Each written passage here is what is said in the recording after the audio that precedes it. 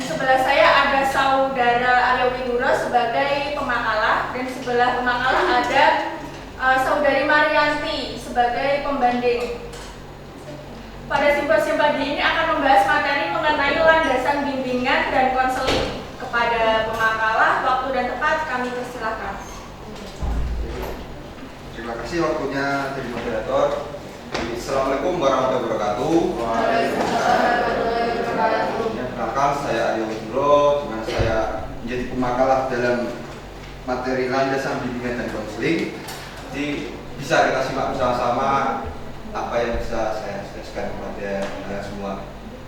Jadi pertama kita tentang landasan bimbingan konseling, di mana dibagi menjadi 6, ada landasan filosofis, landasan psikologis, landasan religius, landasan sosial budaya, landasan ilmu pengetahuan dan teknologi, landasan yudiris, dan juga landasan pedagogis. Yang pertama kita bahas tentang landasan filosofis, di mana bisa dilihat landasan filosofis, landasan yang memberikan arahan atau pemahaman khusus bagi konselor untuk melaksanakan kegiatan dan bisa dipertanggungjawabkan.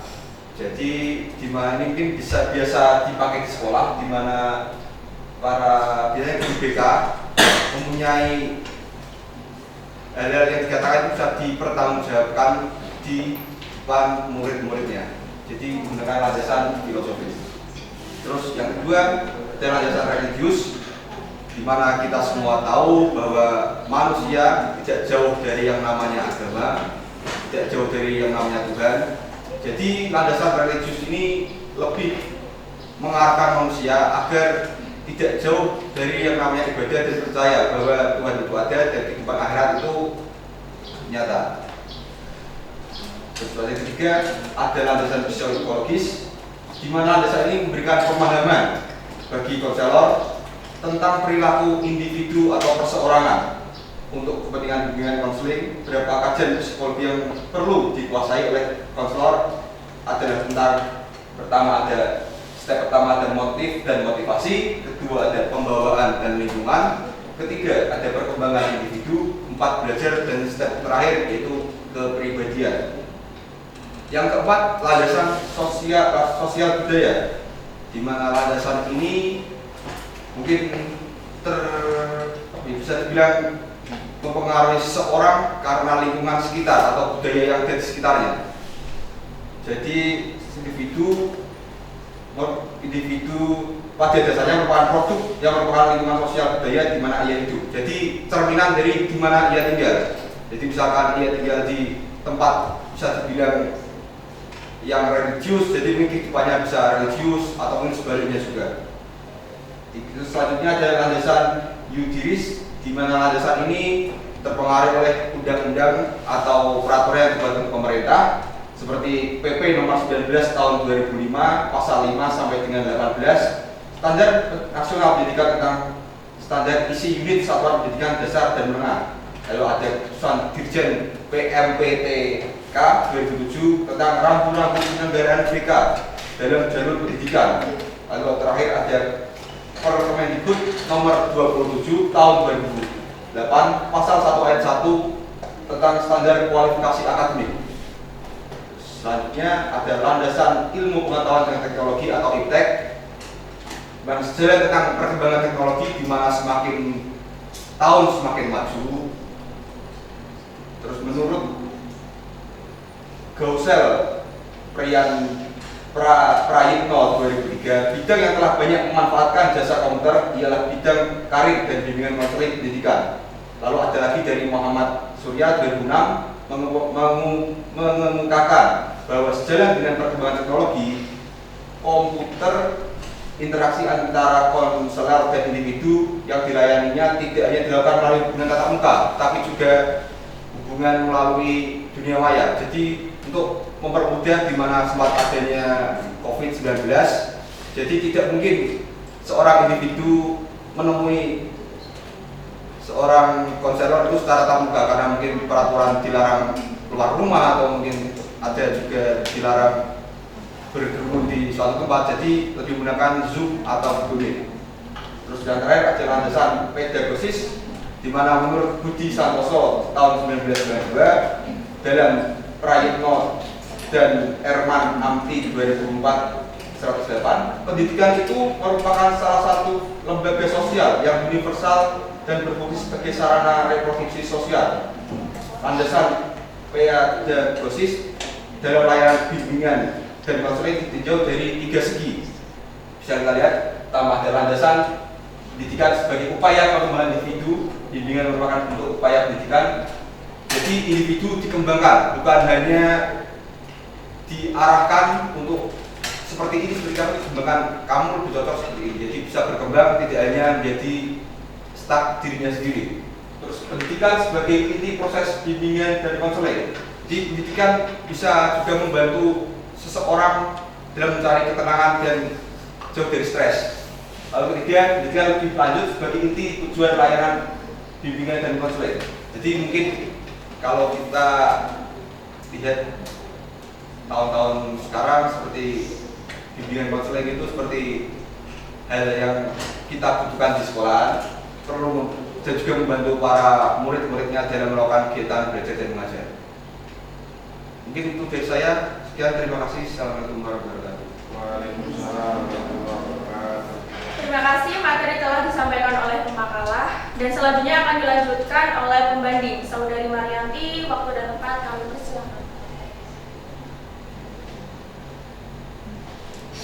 Terima kasih untuk rekan moderator. Sebelumnya telah disampaikan oleh rekan pemakalah. Tadi ada 8 terkait landasan bimbingan dan konseling. Di sini saya akan memberikan penguatan serta sedikit penjelasan kembali mengulas dari apa yang telah disampaikan oleh rekan pemakalah. Landasan bimbingan dan konseling. Yang pertama ada landasan filosofis. Landasan filosofis berkaitan dengan hakikat manusia. Artinya seorang konselor itu harus memperhatikan hakikat yang ada dalam diri manusia. Selain hakikat juga ada dimensi manusia. Dimensi manusia itu meliputi 1, dimensi fisik, 2, dimensi psikologis, yang ketiga dimensi spiritual. Menurut Viktor Frankl dalam Prayitno 2015 ada 9 hakikat manusia. Yang pertama, manusia itu adalah makhluk logis. Artinya dia itu mampu berpikir, mengembangkan keilmuannya untuk mengembangkan potensi yang ada dalam dirinya. Yang kedua, manusia itu belajar. Yang ketiga, manusia itu berusaha terus-menerus. Yang keempat, manusia dilahirkan dengan potensi. Yang kelima, manusia dilahirkan dengan dimensi fisik, psikologis, dan spiritual. Yang keenam, manusia menjalankan tugas-tugas kehidupan. Yang ketujuh, manusia itu unik, artinya dia mampu menentukan atau mengarahkan kehidupannya sendiri. Yang kedelapan, manusia itu bebas merdeka. Yang kesembilan, manusia itu hakikatnya positif. Positif yang dimaksud di sini adalah manusia dalam keadaan sadar dalam melakukan sesuatu.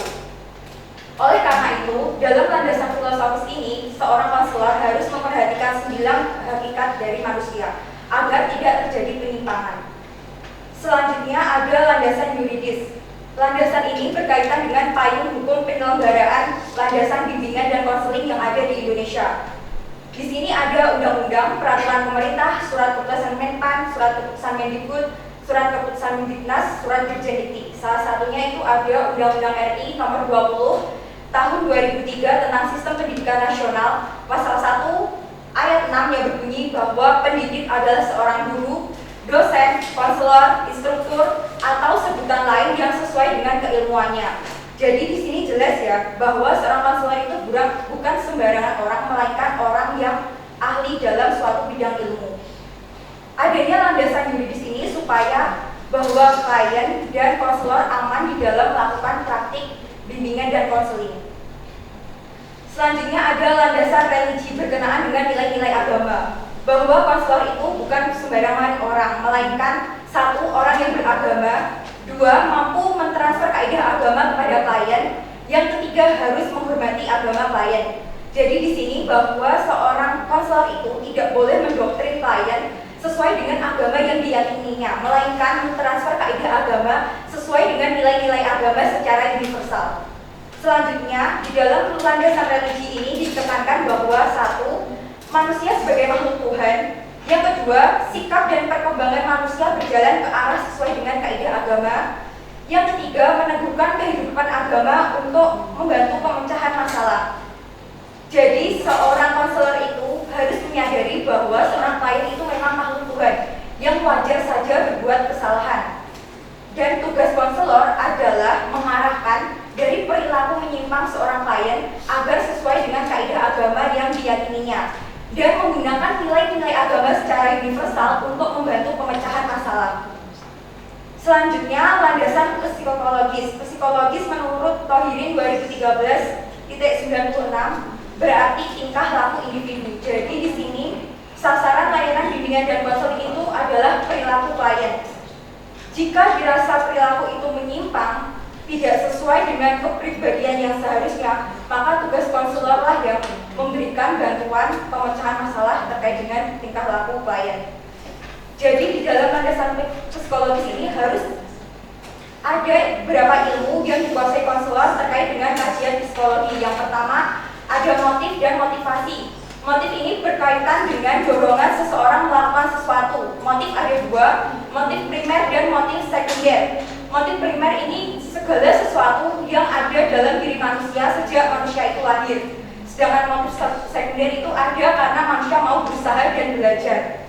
Motif-motif ini kemudian digerakkan oleh motivasi yang terbagi menjadi dua, yaitu motivasi intrinsik dan motivasi ekstrinsik. Motivasi intrinsik berasal dari dalam diri manusia, sedangkan motivasi ekstrinsik berasal dari dalam luar manusia. Yang kedua adalah pembawaan dan lingkungan. Pembawaan ini adalah segala sesuatu yang diwariskan oleh orang tua, misalnya ada gen, golongan darah, warna kulit, jenis rambut, dan lain sebagainya. Sedangkan lingkungan ini, manusia dilahirkan dengan potensi, dan lingkungan ini sebagai pembentuk dari adanya potensi. Jika potensi ini dikembangkan dalam lingkungan yang baik, maka potensinya akan berkembang dengan baik. Sebaliknya, jika potensi yang ada dalam diri manusia berada di lingkungan yang kurang baik, maka potensi ini mungkin tidak akan berkembang atau bisa jadi berkembang kurang maksimal. Selanjutnya ada 3 perkembangan individu, tadi sudah saya singgung, berkenaan dengan pembawaan dan lingkungan tentunya. Yang keempat, manusia belajar untuk mengembangkan dirinya.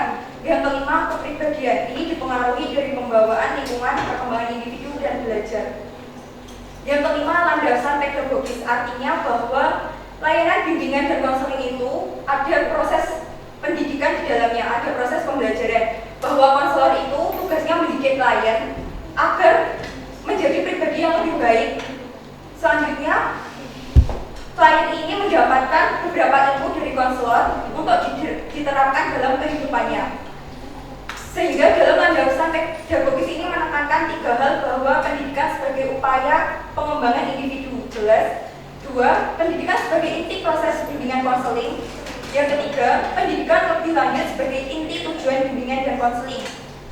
Yang keenam, landasan ilmu pengetahuan dan teknologi. Artinya bahwa landasan bimbingan dan konseling ini didasari oleh ilmu-ilmu pengetahuan seperti ilmu psikologi, ilmu statistik, ilmu biologi, dan berbagai macam ilmu lainnya.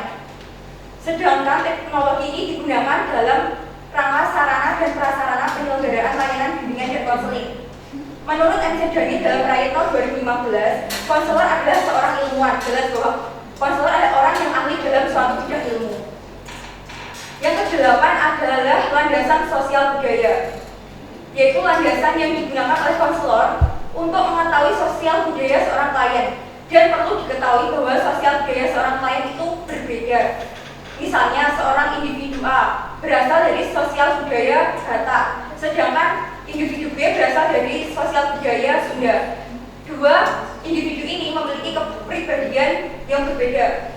Yang kita tahu, orang Batak itu terbiasa dengan ucapan yang tegas lugas, sedangkan orang Sunda dengan bahasa yang santun. Ketika dua orang ini bertemu kemudian saling mengobrol, berbicara, berinteraksi, yang dirasa dari suatu individu B ini mungkin akan merasa minder, takut karena tidak mampu menyeimbangi dengan individu A yang berasal dari orang Batak ini. Maka disinilah tugas seorang konselor untuk mampu memberikan pemecahan masalah dari apa yang dialami seorang klien.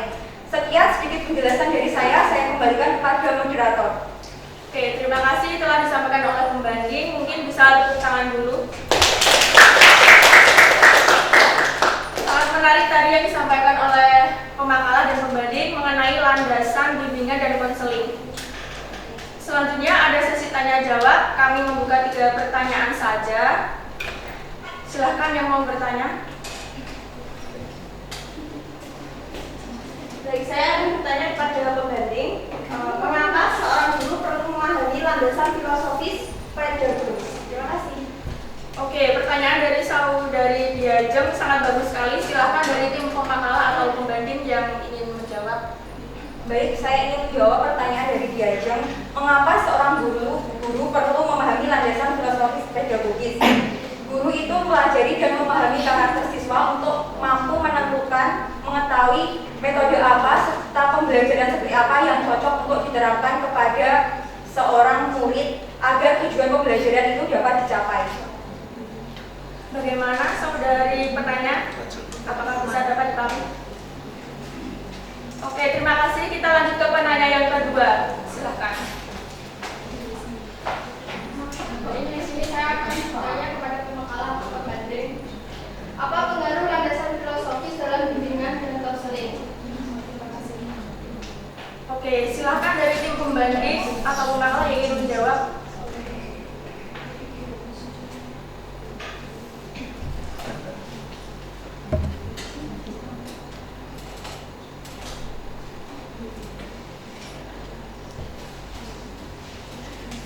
Oke, jadi jika saya menjawab pertanyaan dari penanya, dia ditanyakan apa pengaruh landasan filosofis dalam pendidikan bimbingan dan konseling. Jadi saya jawab, landasan filosofis merupakan landasan yang dapat memberikan arahan atau pemahaman khususnya bagi konselor dalam melaksanakan satu kegiatan. Jadi kegiatan bimbingan konselingnya bisa dipertanggungjawabkan secara logis, etis maupun estetis. Landasan filosofis dalam bimbingan dan konseling terutama berkenaan tentang usaha. Jadi landasan ini bisa dibilang landasan utama dalam memberikan suatu bimbingan dan konseling, di mana konselor memberikan seperti yang tadi saya jelaskan, memberikan masukan atau bisa dibilang motivasi yang bisa dipertanggungjawabkan dalam lingkungan masyarakat. Seperti itu, Mbak. Terima kasih. Oke, kita lanjut ke penanya yang ketiga. Silakan. Oke, terima kasih yang sudah bertanya. Pada simposium pagi ini dapat ditarik kesimpulan bahwa yang menjadi landasan bimbingan dan konseling itu ada 7. Yang pertama ada landasan filosofis, yang kedua ada landasan religius, yang ketiga ada landasan psikologis, yang keempat ada landasan sosial budaya, yang kelima ada landasan yuridis, yang keenam ada ilmu pengetahuan dan teknologi atau IPTEK, yang terakhir ada landasan pedagogis. Oke, di sini saya selaku moderator mengucapkan terima kasih kepada pemakalah dan pembanding. Mungkin itu dari saya. Jika ada salah kata maupun tindakan yang disengaja maupun tidak disengaja, mohon maaf yang sebesar-besarnya. Pertemuan kali ini saya akhiri. Wassalamualaikum warahmatullahi wabarakatuh. Waalaikumsalam.